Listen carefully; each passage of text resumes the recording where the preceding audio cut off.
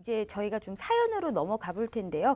이 오늘 사연도 바로 이런 부류의 문제로 이제 시작을 한번 해보도록 하겠습니다. 자, 사연 1번 들어가 보도록 할게요. 자, 안녕하세요. 저는 40대 직장인입니다. 이 노후 준비를 많이 하지 못해 항상 불안하게 살았는데 어느 날 친구의 씀씀이가 커진 것을 보고는 궁금해서 물어봤습니다. 그런데 친구는 요즘 해외 파생 상품에 투자를 하는데 수익이 상당히 잘 나고 있다라고 하더라고요.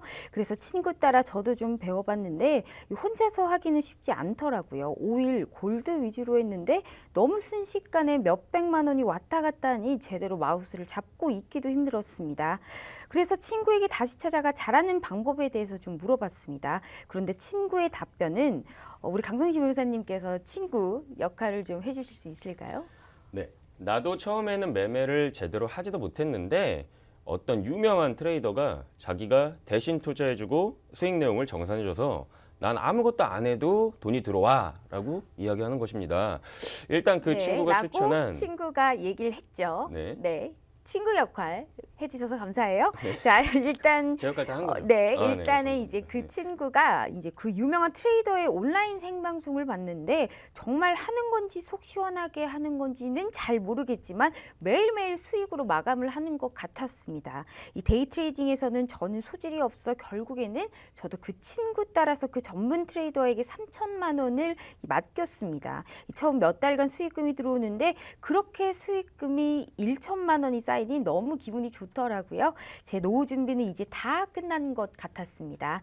하지만 갑자기 그 트레이더와 연락이 안 되기 시작했습니다. 여기저기 찾아봤지만 연락도 안 되고 제 친구는 사돈의 8촌까지 다 가입을 시켜서 5억 원을 넘게 맡겼는데 이게 잠적해버린 거죠. 저도 순식간에 2천만 원을 날리게 됐습니다. 이 금융감독원 등에 전화를 해보니 법적으로 보호를 받을 수가 없다고 하네요.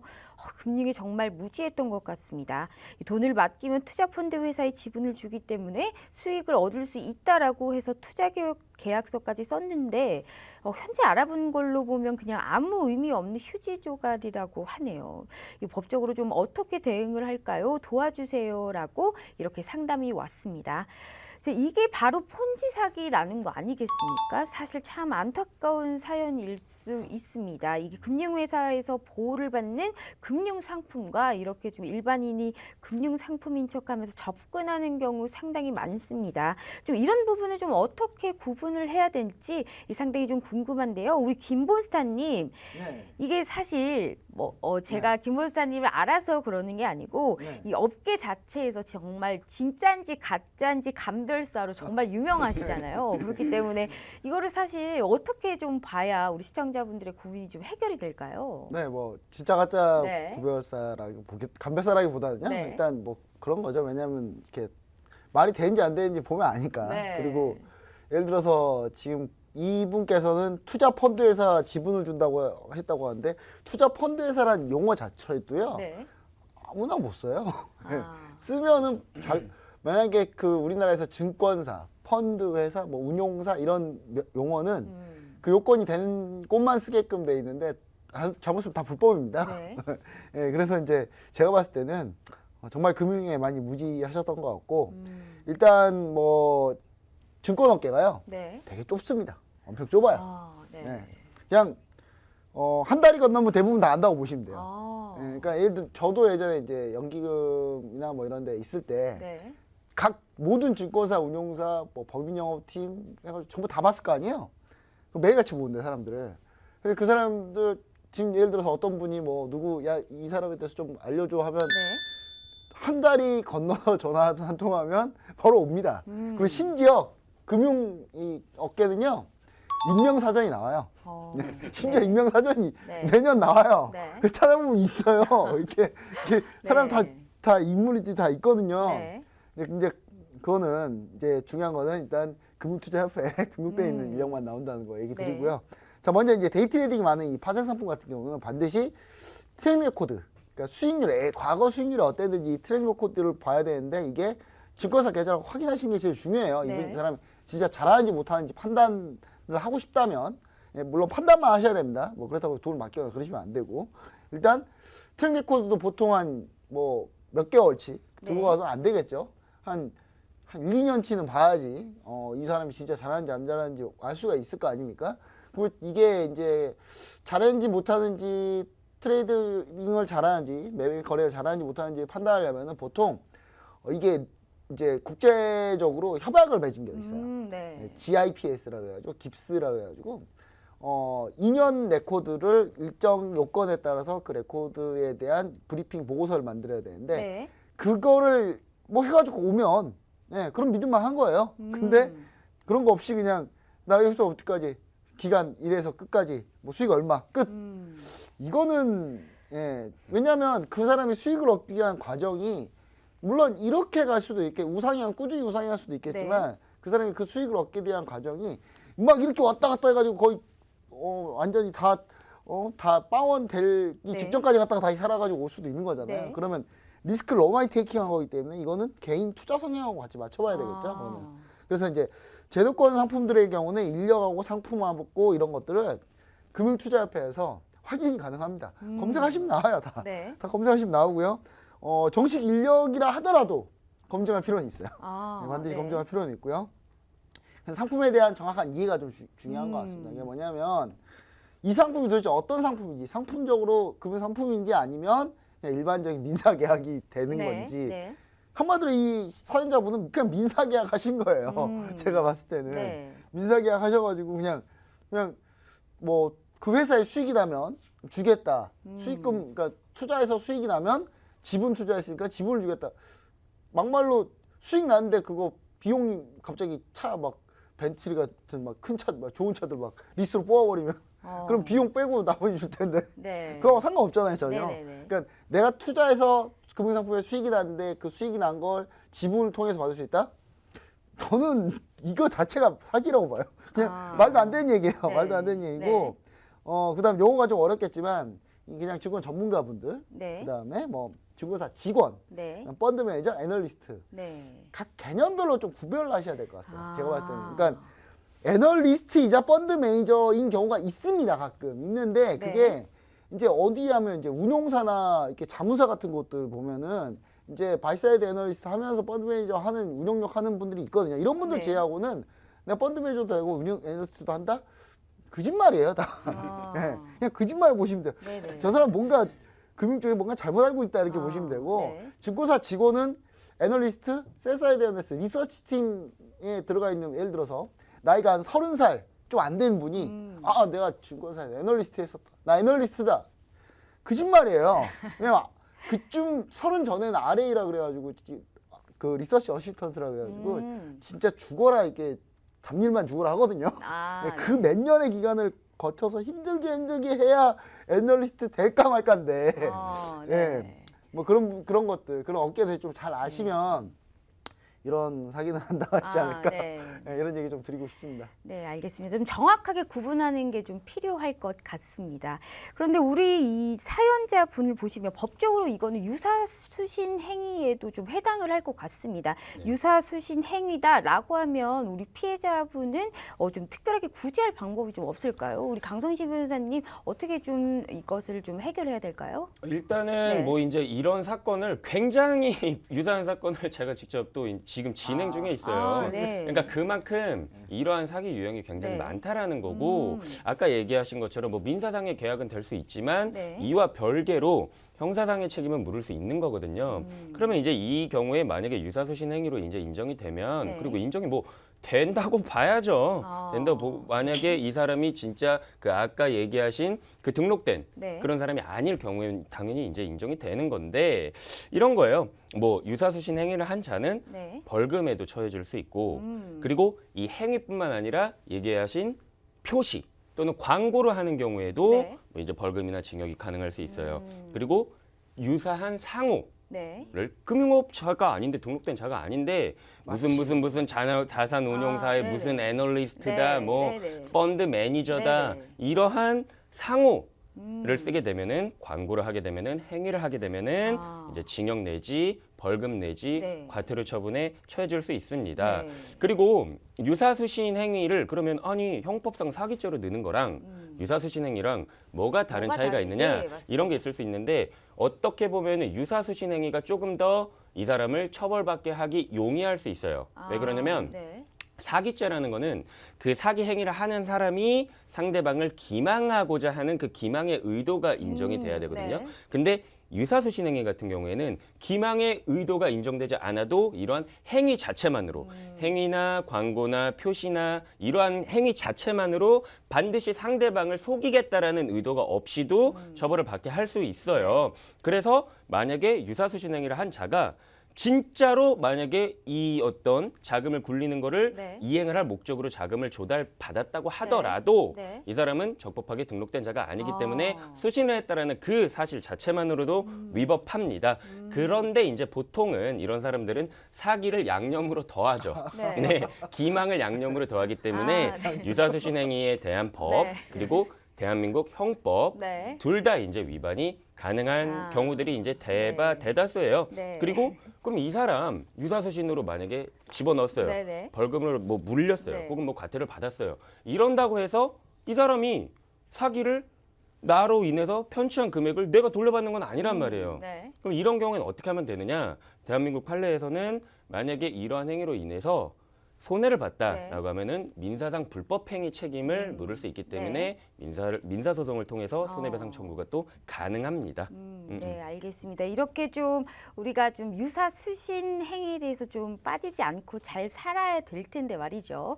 그렇다면 이제 우리 시청자분들도 그렇고 저도 그렇고 유사수신에 빠지지 않으려면 어떤 부분을 좀 조심하면 될까요? 우리 두 분께서 좀 유의할 점을 좀 말씀해 주셨으면 좋겠는데 이어서 강성신 변호사님 먼저 말씀 좀 부탁드리도록 할게요. 이런 거예요. 뭐 네. 김본스타님 의견도 동일할 겁니다. 뭐 고수익, 막 원금 보장 이런 건 이제 거짓말일 가능성이 네. 굉장히 높죠. 그러니까 이런 부분을 주의하셨으면 좋겠고 그리고 계좌 비밀번호나 증권카드 사본 등 네. 자기 개인 신용 정보를 절대 뭐 제출하라는 요구에 응하시면 네네. 안 될 것 같고. 뭐 사연에서는 계약서를 작성했다라고 하지만 이 계약서가 나중에 무용지물이 되더라도 네. 일단은 받고 뭐 공증 등의 네. 절차를 거치시는 것이 좋고요. 만약에 그렇지 못할 경우에는 뭐 녹음을 한다라든지 뭐 문자 메시지를 남겨놓는다라든지 이러한 어쨌든 최대한 이 사람이 원금 보장했다 하겠다 뭐 이러한 증거를 남겨두는 그쵸, 것이 증거가 네 반드시 좋습니다. 필요하다. 그리고 네. 말씀하셨고 무인가 무등록 네. 업체인지 네. 한번 확인을 해보시고 네. 주변 사람들이 굉장히 많이 꼬시거든요. 아. 본지 사기 같은 경우에. 지인들, 네. 주로 네. 지인들. 네. 왜 그러냐면 내가 이렇게 해갖고 진짜 소익을 받은 거야. 그러니까 내 지인들도 한테 더 권유를 합니다. 그렇죠. 네. 내가 진짜 이런 식으로 해서 한 1년 수익 받았어. 여가 아까 지인 나왔잖아요. 네. 그러니까는 탁. 근데 이게 돌려서 네. 돌려간 돈이에요. 이 수익금들이. 네. 내가 받은 수익금도 누군가한테 투자금 명목으로 네. 받아서 그 수익금이 나온 거란 말이에요. 그러니까 주변 사람들의 권유로 이런 거를 판단하는 거는 네. 제가 볼 땐 진짜 지양하셨으면 좋겠고 차라리 그냥 본인들끼리 뭐 개를 하시던 이제 이런 거는 조금 주의하셨으면 좋겠어요. 네. 그리고 객관적 정보, 뭐 경력, 네. 투자 권유자 경력, 과거 실적 등을 충분히 인지하시기를 추천드립니다. 네, 알겠습니다. 그렇다면 우리 김본스타님께서도 좀 말씀을 해주셔야겠죠. 네, 어떻게 약간 좀 해야 뭐 될까요? 강선희 변호사님하고 비슷한 의견인데 네. 상식적으로 납득이 안 되는 수익률 있잖아요. 네. 뭐 월에 2% 주겠다. 아, 자, 오늘 이제 한국은행 금융통화위원회에서 금리를 또 내렸어요. 네, 맞습니다. 한 번 더 내리면요, 이제 금리 1%가 깨져요. 예. 지금 돈 맡기면 그 100만 원 맡기면요, 1년에 네. 10,000원도 안 준다 이자를. 이제 뭐 예금금리가 이제 떨어질 거니까요. 네네. 그런 시대에 갑자기 월에 너가 100만 원 맡기면 2만 원을 주겠다? 그럼 연으로 따지면 이거 30%가 넘어가요. 네. 복리로 따지면. 어마어마하죠. 네. 그런 데 있으면 전 제 돈으로 제가 하겠어요. 그냥. 왜 굳이 남의 돈 가지고? 네. 아니 왜 굳이 남의 돈 가지고 왜 남들하고 같이 이걸 해요? 나 혼자 그냥 주구장창하지 이거를. 그래서 그런 걸 좀 의심을 해보시면 좋을 것 같고 기준금리 1% 시대 이제 1% 이하가 코앞입니다. 연수익률 보통 5% 이상은 다 일단 의심해봐야 돼요. 네. 연수익률이 5% 이상이다. 아 이거 뭐가 이상한데? 약간 이렇게 보시면 돼요. 네네. 예 그리고 물론 5% 이상인데 뭐 원금 보장한다 이럴 경우 이제 의심해야 되겠죠. 네. 그리고 이제 위험 자산에 대해서 원금 보장 행위는 이제 무조건 일단 의심을 하시면 네. 돼요. 그러니까 이게 뭔가 원금 손실을 할 수 있는 상품인데 자기가 봤을 때 원금이 손실이 가능한데 뭐 자기의 현란한 기법과 현란한 분석한 네. 현란한 이 두뇌로 그걸 극복할 수 있다라고 하면은 저는 그분은 있으면 그분을 이제 꼭 같이 한번 같이 네. 며칠 동안 같이 살아보시면 아마 네. 느끼실 것 같고요. 진짜 그런지 안 그런지. 그다음에 다단계식으로 이거 대부분 회원 모집 하거든요. 다단계식의 회원 모집 형태. 그다음에 월 이자 이급 방식. 네. 이자도 월 이자로 주겠다. 월로 주겠다. 했는데 애들은 뭐 99%가 아닙니다. 그냥 네. 제가 봤을 땐 그래요. 지금까지 대부분 다 그랬어요. 네. 오죽하면 요즘 강남에 그런 게 있어요. 어디 폰지 사기 딱 눈에 딱 봐도 폰지 사기 같은 데 있잖아요. 억지로 들어가요. 초반에 들어가서 자기는 원금 다 뽑고 그 뒤로 안 하죠. 남한테 추천하고 네. 자기는 빠져나오고. 아. 강남에 요즘에 그런 게 유행이랍니다. 강남 주부들이 폰지 사기 맨 처음 설립한 지 얼마 안 된 업체 가입한 게 유행이래요. 가입해서 얼른 돈 빼고 네. 또 이자만 받고 나오려고. 일단 뭐 이런 거고 투자 수익률을 표시하는 시스템이 이제 일반 프로그램인지 네. 금융감독원에서 감시하는 그런 프로그램인지 봐야 돼요. 왜냐하면 네. 보통 투자 수익률을 전산망으로 해서 보여주거든요. 야, 수익률 몇 %? 자, 보세요. 우리 진짜로 이렇게 나잖아요. 근데 그게 자기들이 만든 사설 프로그램일 수도 있어요. 네. 숫자만 입력하면 나오는 걸 수도 있단 네. 말이에요. 그런 사례가 많이 있더라고요. 보니까 네. 제가 아시는 분 지금 저기 어디 가신 분이 계신데 네네. 저기 큰 집 가신 분 계시거든요. 네. 예, 그분도 그런 걸로 막 만드셨더라고요. 근데 이런 건지 실제 금융감독원에서 감시하고 있는 전산망인지 꼭 반드시 확인해 보시고 금융 관련 규제도 좀 문제인데 이 규제 부분은 제가 다음에 네. 길게 한번 얘기해 보도록 하겠습니다. 네, 알겠습니다. 이렇게 좀 알아봤고요. 좀 시간 관계상 좀 두 번째 사연 빠르게 진행해 보도록 하겠습니다. 자, 사연 2번입니다. 자, 이 프로그램을 자주 보고 있는 50대 시청자입니다. 제가 주식 투자만 20년을 넘게 했는데 증권사들의 횡포가 너무 심한 것 같아요. 제가 여러 투자 상품을 하는데 일임을 맡겼던 투자 상품이 크게 손실난 상황입니다. 그런데 대부분이 손실이 바로 수수료였습니다. 그러니까 3억 원 손실이면 2억 원이 수수료인 거죠.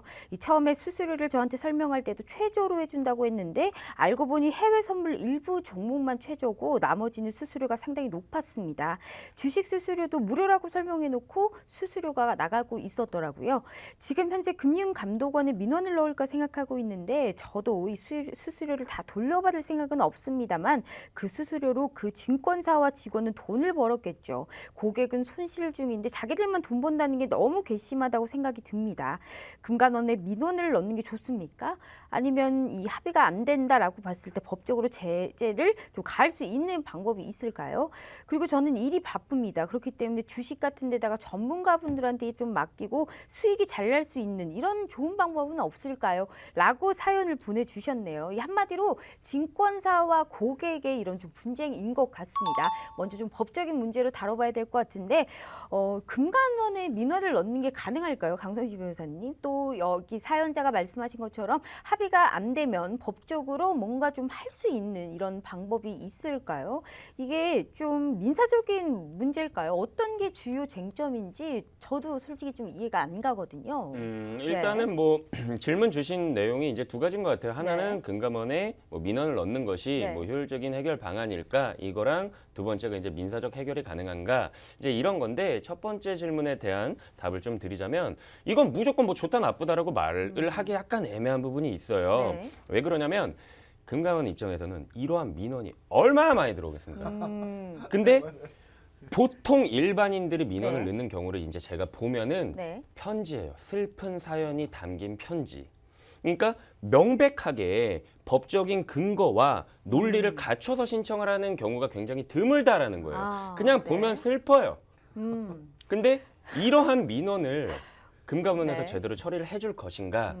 그렇지 않을 경우가 굉장히 많다라는 거죠. 그러면 네. 일단 슬프건 안 슬프건 민원을 넣어보는 게 왜 안 좋냐라는 네. 의구심을 가지실 수 있어요. 네네. 근데 이건 역으로 생각해 보시면 오히려 제대로 된 민원을 넣지 않는 경우에는 상대방, 그러니까 회사 측이 공격할 수 있는 빌미를 그렇죠. 만들어 네, 줘버릴 수도 맞습니다. 있다라는 거예요. 그러면 민원을 넣은 사람이 안 넣느니만 못하는 결과를 경우에 따라선 네. 얻을 수가 있는데 왜 그러냐면 이게 그 민원 처리 과정을 제가 좀 설명드리면 네네. 제가 민원 신청인이에요. 네. 그럼 이제 민원 신청을 합니다.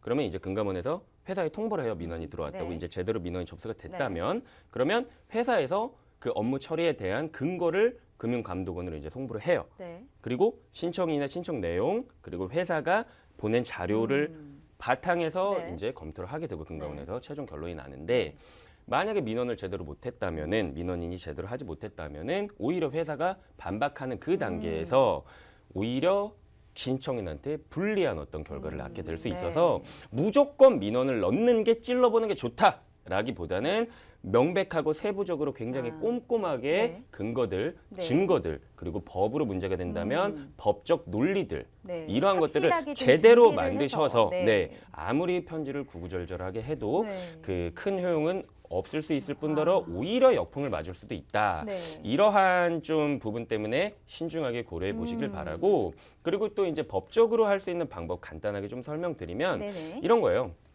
일단 이건 수수료 계약이거든요. 네. 수수료 계약은 일단 매매거래 서비스의 어떤 대가로서 중개를 함으로써 네. 이제 내가 일정 비율을 지급을 하는 건데 일정 비율의 금원을 지급을 하는 건데 뭐 주식 투자에서 수수료 약정의 경우에는 투자자랑 증권 회사 간의 그런 개별적 계약이란 말이에요. 네. 그래서 마음껏 할 수 있어요. 원래는 당사자들의 그런 어떤 자치적 해결에 의해서 네. 체결을 할 수가 있는데 그래서 수수료 자체가 원칙적으로 문제가 되진 않아요.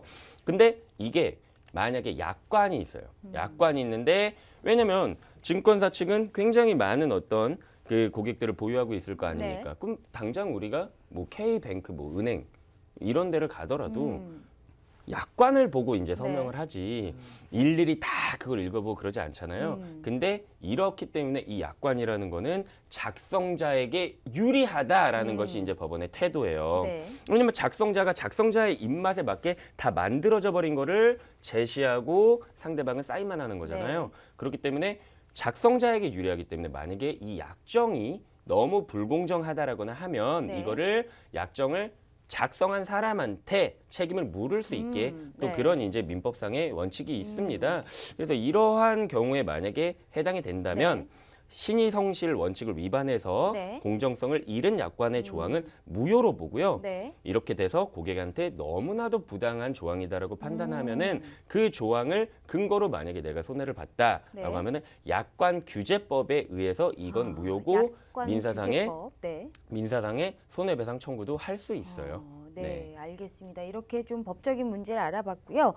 마지막에 이제 말씀드린 것처럼 일이 상당히 바쁘신 사연자라고 합니다. 그래서 일이 바쁘기 때문에 이 투자를 전문가한테 맡기고 좀 수익이 잘 날 수 있는 방법을 좀 물어보셨습니다.